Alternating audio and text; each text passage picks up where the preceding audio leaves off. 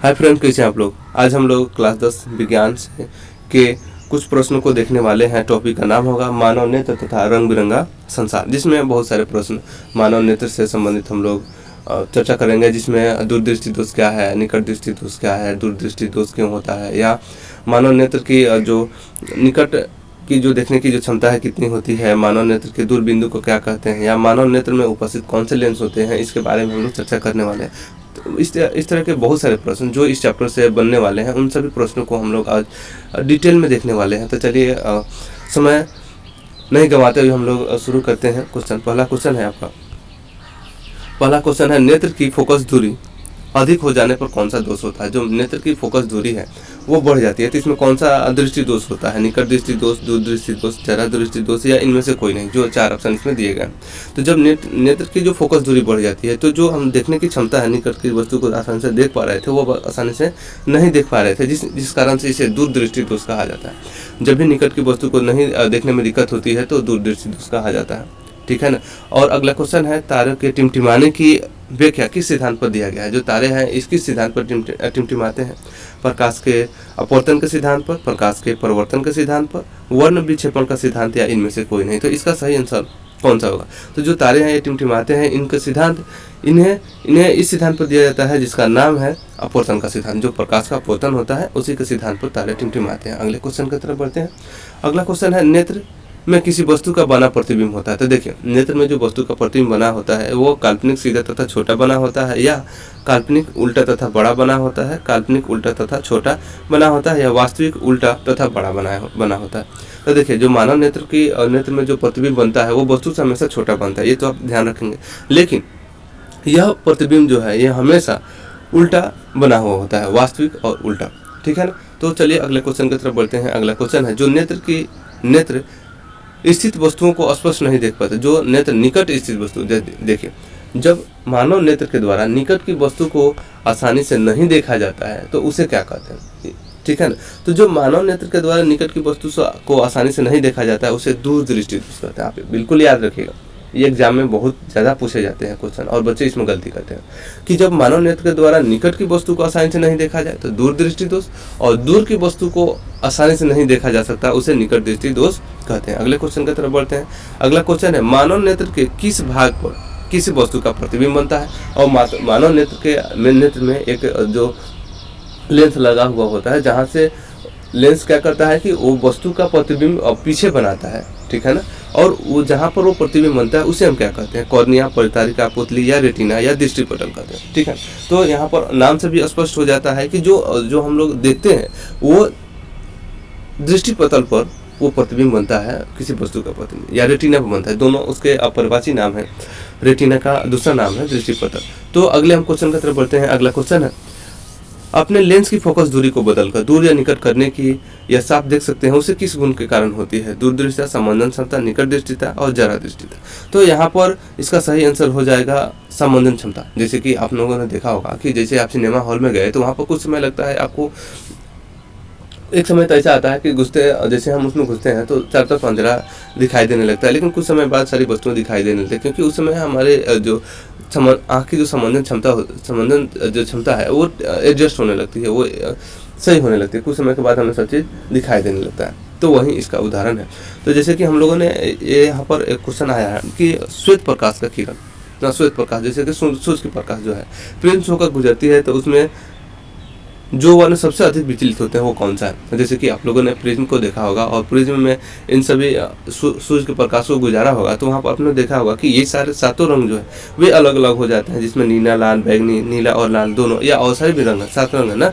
तो इसमें सबसे ज़्यादा विचलित होने वाला जो रंग है ये आपका बैगनी रंग है, ठीक है ना। और ऊपर से देखेंगे तो ऊपर बैगनी और नीचे लाल, ठीक है ना। तो सबसे ज़्यादा विचलित बैगनी होता है और लाल सबसे कम होता है। तो अगले क्वेश्चन की तरफ बढ़ते हैं। अगला क्वेश्चन है, चंद्रमा पर खड़े अंतरिक्ष यात्री को आकाश कैसा प्रतीत होता है। जैसे कि हम लोग पृथ्वी पर खड़े हैं तो आकाश का रंग तो आप देखते ही हैं कि नीला, उजला, लाल, काला कैसे दिखाई देता है, लेकिन चंद्रमा पर ऐसा नहीं है। चंद्रमा पर इसलिए नहीं है क्योंकि वहाँ पर वायुमंडल नहीं। हमारे यहाँ तो वायुमंडल है, जिस कारण से आकाश का रंग काला दिखाई नहीं देता। लेकिन यहाँ से छोड़ करके आप किसी भी प्लैनेट पर चले जाइए, या कहीं भी चले जाइए, अंतरिक्ष में भी चले जाइए, तो वहाँ से आपको अंतरिक्ष काला ही दिखाई देगा, क्योंकि वहाँ पर एटमॉस्फेयर नहीं है ना, वायुमंडल नहीं है। ठीक है ना। तो यहाँ पर इसका आंसर हो जाएगा काला। तो चलिए अगले क्वेश्चन की तरफ बढ़ते हैं। अगला क्वेश्चन है, एक स्वस्थ मानव के नेत्र के लिए निकटतम दूर बिंदु क्या होते हैं क्रमशः।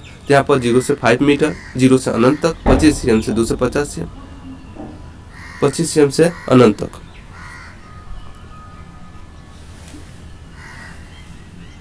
खोले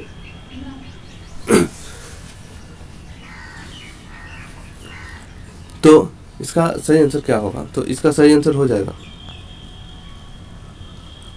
तो इसका सही आंसर क्या होगा। तो इसका सही आंसर इनमें से क्या होगा। तो एक निकट दृष्टि निकट देखने की एक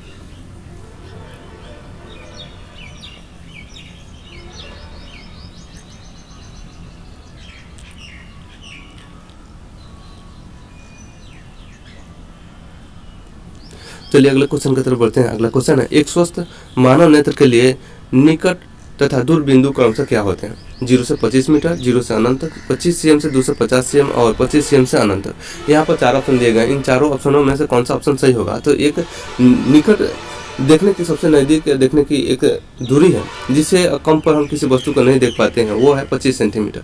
और अधिकतम दूरी तो आपका अनंत है, जैसे कि आप आसानी से तारों को देख सकते हैं। तारों की दूरी तो बहुत ज़्यादा दूर है, अनंत तक है। तो ये आप उससे आप समझ सकते हैं निकट देखने की जो नज़दीक देखने की जो दूरी है। आप 25 सेमी से कम तक जब देखना शुरू करते हैं तो आपको वो कंफर्टेबल फील नहीं होता है, ठीक है ना, और देखने में काफ़ी दिक्कत होती है। तो यहाँ पर ये सही आंसर हो जाएगा इसका। चलिए अगले क्वेश्चन की तरफ बढ़ते हैं। अगला क्वेश्चन है, दूरियों विभिन्न दूरियों पर वस्तु के प्रतिबिंब को फोकस करने के लिए आँख की कौन से फोकस दूरी को परिवर्तित करता है। मतलब आँख का कौन सा भाग जो वस्तु को हम देखते हैं, उन वस्तुओं को देखने के लिए हमारे जो लेंस की फोकस दूरी है उसको चेंज करना पड़ता है। तो ये फोकस दूरी जो चेंज करने का काम कौन करता है। पुतली, रेटिना, सिलेरी मांसपेशी द्वारा, आइरिस के द्वारा, ठीक है ना। तो यहाँ पर जो 4 ऑप्शन दिए गए, इन 4 ऑप्शनों में कौन सा ऑप्शन सही होगा।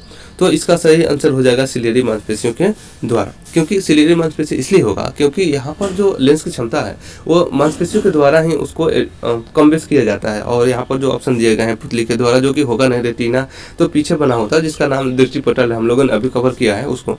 और आइरिस के द्वारा जो आंखों का जो कलर निर्धारण होता है ना, वहाँ ब्लैक होता है, वो उसको आइरिस के द्वारा किए जाते हैं।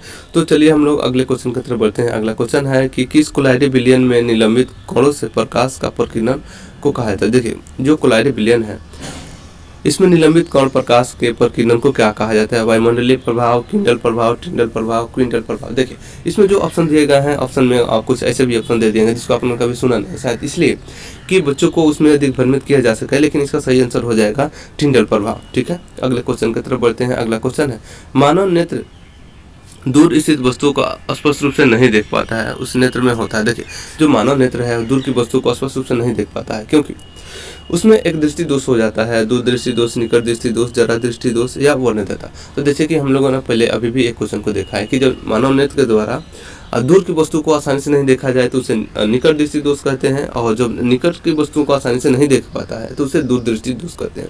तो हम लोगों ने पीछे क्वेश्चन में अभी इसको देख लिया है। तो चलिए हम अगले क्वेश्चन की तरफ बढ़ते हैं। अगला क्वेश्चन है, जरा दूरदर्शिता से पीड़ित व्यक्ति का उपचार किस प्रकार से होता है। देखिए अब यहाँ पर 2 क्वेश्चन दे दिए गए। जरा दूरदर्शिता, जैसे कि निकट, इसमें ऑप्शन दे दिए गए हैं अवतल लेंस, बायोफोकल, अपसारी और अभिसारी। तो देखिए जो यहाँ पर अवतल और उत्तल लेंस जो आते हैं, अवतल लेंस और उत्तल लेंस आते हैं, इसका परिभाषी नाम है अपसारी लेंस और अवसारी लेंस, तो ठीक है ना। तो इसका सही आंसर क्या होगा। इसका सही आंसर हो जाएगा आपका B option, B bifocal lens. क्योंकि ये जो है यह जब निकट दृष्टि दोष या दूर दृष्टि दोष होता है उसमें अवतल या उत्तल लेंस का प्रयोग किया जाता है, लेकिन यह जरा दूरदर्शिता में यहाँ पर बायोफोकल लेंस का प्रयोग किया जाता है। स्पेक्ट्रम के बारे में पढ़ेंगे कि स्पेक्ट्रम में किस रंग की किरण का विचलन झुकाव सबसे कम होता है। जैसे कि यहाँ पर ऑप्शन दिया गया लाल, हरा, पीला, बैगनी। तो जब हम लोगों ने अभी देखा कि सबसे ज़्यादा विचलन बैगनी रंग का होता है और सबसे कम का पूछा है तो सबसे कम आपका लाल हो जाएगा।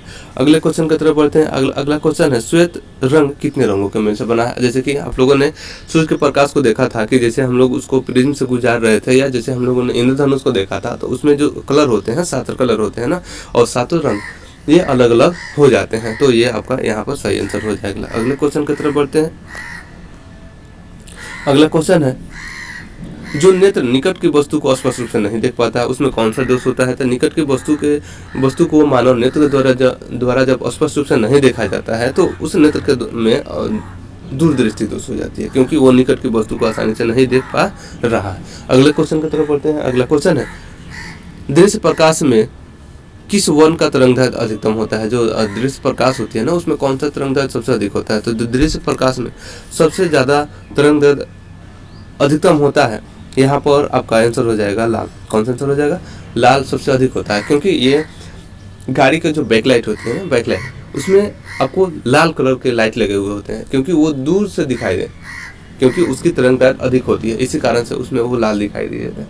यदि दूसरे कलर बैगनी रखें तो वो तो ज़्यादा दूर तक नहीं दिखाई देगी, जैसे कि आप देखे हुए कुहासे में भी लाल बॉल आसानी से दिखाई देते हैं, दूर भी कोई लाल कलर का बॉल जल रहा है तो वो आसानी से दिखाई देता है, और रंग के बल्बों की अपेक्षा।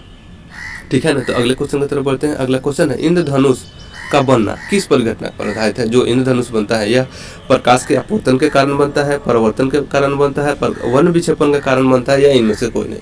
तो जो सूर्य की जो प्रकाश है वो 7 रंगों में जो विभाजित होती है ना, इसको हम प्रकाश का वर्ण विक्षेपण कहते हैं। इसका एक नाम दे दिए गए हैं। वर्ण, जो उसके वर्ण होते हैं ना, कलर, वो विक्षेपित हो जाता है, वो अलग अलग हो जाता है।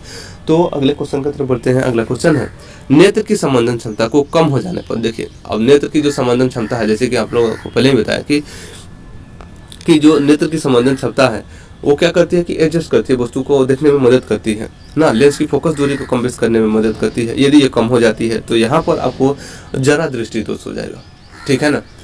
तो मतलब ज़्यादा नज़दीक की वस्तु भी दिखाई नहीं देगी और दूर की वस्तु को भी दिखाई नहीं देगी, मतलब लेंस जा करके वो एक जगह, मतलब उसकी जो फोकस दूरी है न ज़्यादा बढ़ेगी और न ज़्यादा घट पाएगी, वो उसको आगे पीछे करने में या लेंस की जो फोकस दूरी है उसको बदलने में, जबकि जो मांसपेशी है, सिलेट मांसपेशी, वो थोड़ी सी अब कमजोर हो जाती है, जिस कारण से ये दोष होता है। तो चलिए अगले क्वेश्चन की तरफ बढ़ते हैं। अगला क्वेश्चन है, निकट दृष्टि दोष वाले व्यक्ति के चश्मे में होता है। देखें, जो निकट दृष्टि दोष होते हैं ना, जिनके उनके चश्मे में एक लेंस लगा होता है। कौन सा लेंस होता है?